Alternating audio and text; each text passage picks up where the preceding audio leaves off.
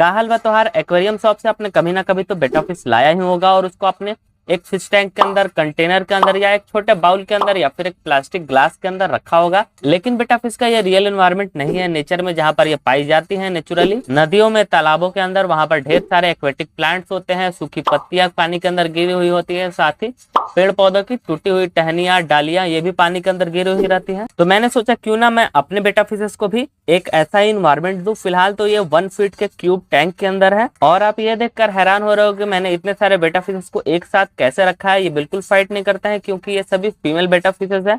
Female बेटा fish एक दूसरे से झगड़ती नहीं और कम्युनिटी में एक साथ काफी अच्छे से रह लेती है। तो इनके नए सुंदर से नेचुरल घर को बनाने के लिए सबसे पहले मैं इन सभी बेटा फिशेस को निकालता हूँ इस बड़े वाले कंटेनर के अंदर। फिलहाल तो मैं इस छोटे कंटेनर से पानी भी बाहर निकाल रहा हूँ और पानी के साथ साथ ये सभी बेटा फिशेस भी काफी आसानी से इस कंटेनर के अंदर आ जा रही है। और जो बची हुई बेटा फिशेस हैं उन सभी को मैंने नेट से पकड़कर निकाल दिया है और बाकी का जितना भी बचा हुआ पानी है उसको मैंने बकेट के अंदर निकाल लिया है और बाकी का जितना भी डेकोरेशन है वो भी मैंने सारा बाहर निकाल दिया।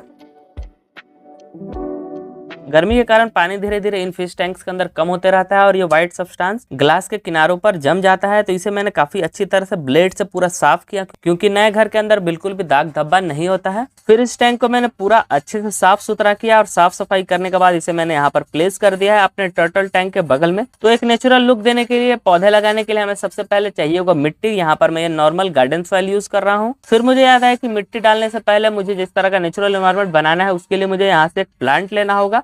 ये है अमेजोन स्वॉर्ड जो कि मैंने इस देसी DIY बेटा फिश पॉन्ड के अंदर लगाया है। ये भी मैंने एक नेचुरल पॉन्ड बनाया है अपने बेटा फिशेस के लिए। इसके अंदर भी कई सारी फीमेल बेटा फिशेस हैं। मैंने जब ये पॉन्ड बनाया था तो आपके साथ वीडियो भी शेयर किया था, तो अगर आपने वो वीडियो नहीं देखा तो आप उस वीडियो को जरूर देखिएगा। इस बीच मैंने ये अमेजोन स्वॉर्ड प्लांट निकाल लिया है। ये ऑलरेडी इस घड़े के अंदर सेटल्ड है तो इसको मैं यहाँ पर कॉर्नर में रखने वाला हूँ। लेकिन सबसे पहले यहाँ पर आगे हम एक रॉक लगाएंगे, एक पत्थर, और उसके पीछे ये अमेजोन स्वॉर्ड प्लेस करने के बाद अब धीरे धीरे करके मैं मिट्टी भरना शुरू करता हूँ। पीछे की ओर मैं थोड़ा हाइट रखने वाला हूँ जिससे प्लांट्स काफी अच्छे से दिखेंगे और बिल्कुल एक नेचुरल लुक आएगा स्लोप जैसा।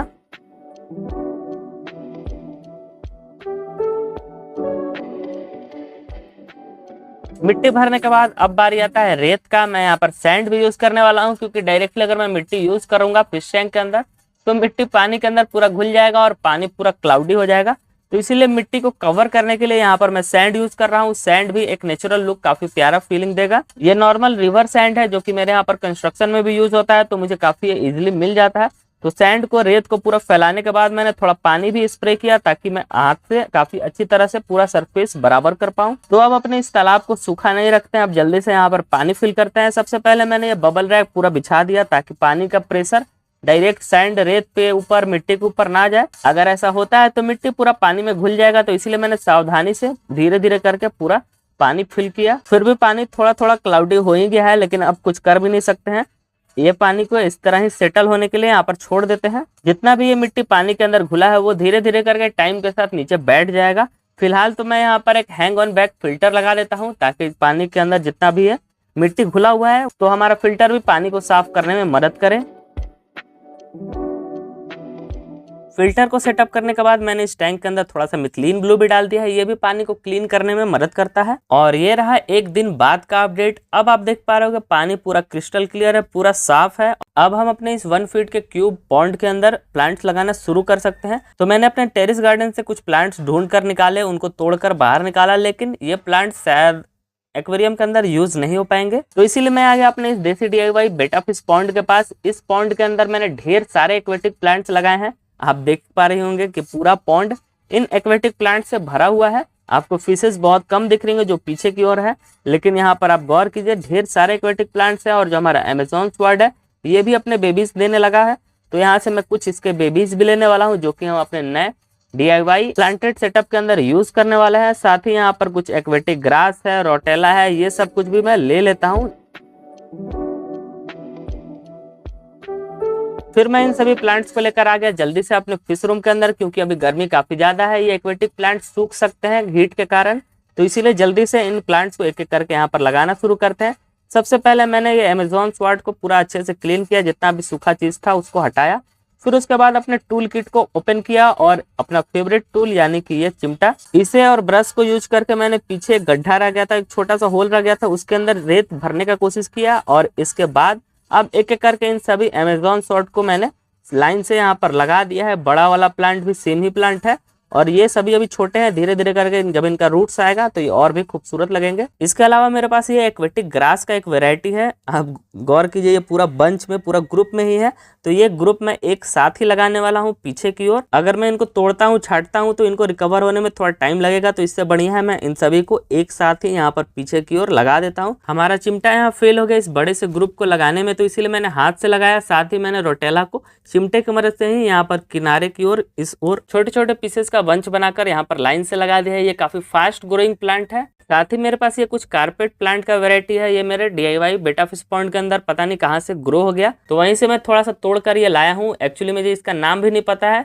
लेकिन ये दिखता काफी प्यारा है, तो इसीलिए मैंने यहाँ पर इसे रेत में आगे की ओर लगा दिया है। और अब थोड़ा सा कॉकटेल बनाना शुरू करते हैं, मतलब कि इस टैंक के अंदर बेनिफिशियल बैक्टीरियाज को भी लाना है ताकि हमारे बेटा फिशेस को यहाँ पर रहने में कोई दिक्कत ना हो। तो इसीलिए मैंने सबसे पहले एंटी क्लोरीन डाला, फिर उसके बाद यहाँ पर मैं एक्वेटिक फर्टिलाइजर डाल रहा हूँ ताकि ये प्लांट्स भी अच्छे से ग्रो हों। इसके बाद थोड़ा सा मैं CO2 भी डाल रहा हूँ ताकि इन प्लांट्स को ग्रो होने में हेल्प मिले। इसके साथ फिर से मैं थोड़ा सा मिथिलीन ब्लू इस टैंक के अंदर डाल रहा हूँ और अब हम सभी चीज़ों को अच्छी तरह से पानी के अंदर मिला देंगे और वेट करेंगे इस टैंक को फिर से क्रिस्टल क्लियर होने तक।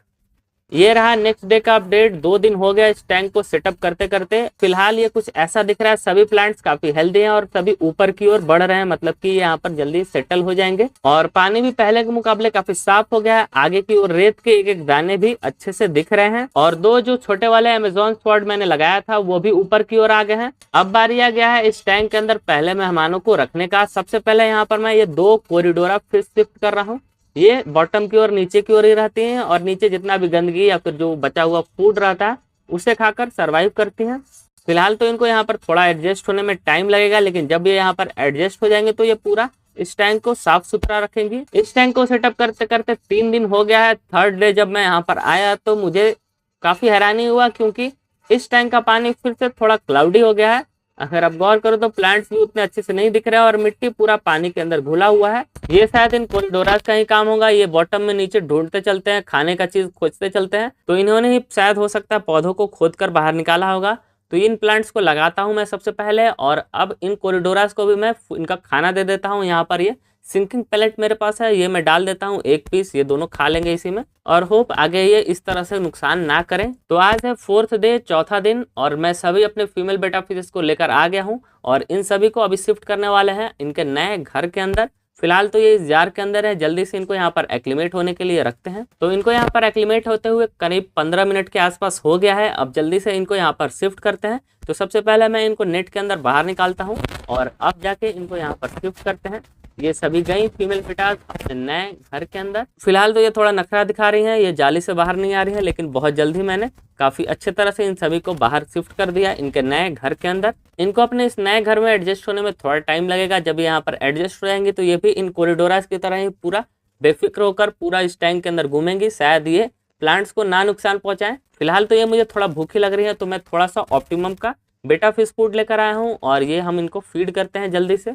तुरंत ही ये सभी अपने नए घर को एक्सप्लोर करने के बजाय खाना खाने के ऊपर टूट पड़े। ये रहा 5वें दिन का अपडेट, जो कि थोड़ा सा सैड है। अगर आप गौर करो तो टैंक का पानी पूरा गंदा हो गया है और ऊपर से भी पानी काफी कम हो गया है।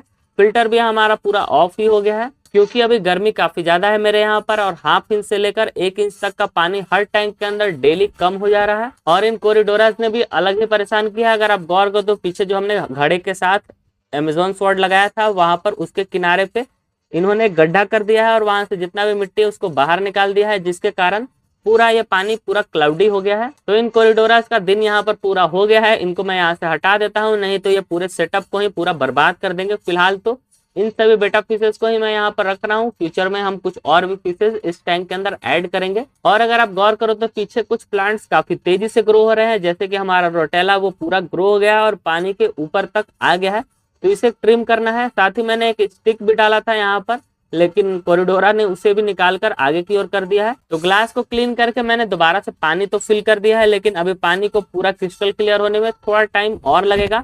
फिलहाल तो ये जितने भी एक्वेटिक प्लांट्स हैं इन सभी को मैं ट्रिम कर छोटा करता हूँ, बराबर साइज में करता हूँ। और मैं अपने एक DIY पॉइंट से ये डकवीड भी लेकर आ गया हूँ। डकवीड एक तरह का फ्लोटिंग प्लांट होता है जो कि पानी के ऊपर तैरता रहता है, जो कि यहाँ पर प्यारा सा और नेचुरल लुक ऐड करेगा। तो यहाँ पर बस इस तरह इसे फ्लोट करा देना है। इस प्लांट को लगाने वगाने का झंझट नहीं रहता है, बस आप पानी के ऊपर इसे तैरा दो और ये यहीं से ग्रो होने लगेगा। बहुत जल्दी ये इस पूरे टैंक को ऊपर से पूरा कवर कर देगा, तब जाके ये टैंक और भी खूबसूरत लगेगा। फिलहाल तो ये सभी बेटा ब्यूटीज भी इस नए चीज को देखकर पूरा हैरान है और पूरा इंस्पेक्शन कर रही है, पूरा चेक कर रही है। डकवीड इस टैंक के अंदर ऐड करने का दो और रीजन है कि पानी ऊपर से सूखेगा नहीं, साथ ही ये बेटा फिशेस जंप भी नहीं करेंगी। इनके जंपिंग के चक्कर में मैंने एक फीमेल बेटा फिश खो दिया है और जितने भी मैंने पानी के अंदर प्लांट्स लगाए थे वो तो काफी अच्छे से ग्रो हो रहे हैं। तो मैं सोच रहा हूँ क्यों ना इनको दोबारा से एक्वेटिक फर्टिलाइजर दिया जाए, खाद दिया जाए, ताकि ये और भी फास्ट ग्रो हो। तो थोड़ा सा मैंने इस ढक्कन के अंदर ये एक्वेटिक फर्टिलाइजर लिया और इस टैंक के अंदर डालने के बाद मैंने इस चिमटे की मदद से पूरा इस पानी को चला दिया ताकि ये एक्वेटिक फर्टिलाइजर पूरा पानी के अंदर फैल जाए। वीक में 1 से 2 बार एक्वेटिक फर्टिलाइजर CO2 देने से प्लांट्स काफी अच्छे से ग्रो होते हैं। लेकिन इस चिमटे को देखकर ये सभी बेटा फिशेस काफी ज्यादा हैरान होकर इसे पकड़ने का कोशिश कर रही हैं। शायद इनको भूख लगा है, तो इनके लिए मेरे पास काफी शानदार सा फूड है। ये सोन पापड़ी नहीं है, ये है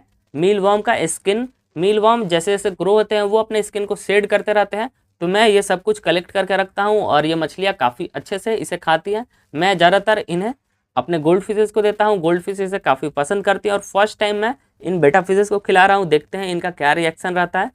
तो ये सभी एक जगह पर आ गई हैं और मील वर्म के स्किन को खाने का कोशिश भी कर रही हैं, लेकिन बहुत सारी बेटा फिशेस अभी भी उतना ध्यान नहीं दे रही हैं, वो इसे इग्नोर ही कर रही हैं। तो थोड़ा टाइम देते हैं इनको, शायद ये थोड़ी देर में इसे पूरा खाकर खत्म कर दें। तो इनको थोड़ा सा टाइम देते हैं, शायद ये थोड़ी देर में पूरा खाकर खत्म कर दें। अब जाके मैंने जो मीलवर्म का स्किन दिया था वो मुझे थोड़ा कम लग रहा है, फिलहाल तो है ही थोड़ा आगे पीछे की ओर। लेकिन अभी इन बेटा फिशेस को थोड़ा सा ऑप्टिमम फूड देते हैं। ये नॉर्मल ऑप्टिमम फूड है जो कि रेगुलरली हम हर तरह के फिशेस को देते हैं। तो ये बेटा फिशेस इसे काफ़ी चाव से खाती हैं, ये इनका एक तरह से फेवरेट फूड है। तो इनको इनका फूड एंजॉय करने देते हैं। और आपको ये नया नेचुरल बेटा फिश का सेटअप कैसा लगा जरूर कमेंट करके बताइएगा। अगर पसंद आए तो इस वीडियो को लाइक करना बिल्कुल मत भूलिएगा। मैं मिलता हूँ आपसे नेक्स्ट वीडियो में। Okay bye.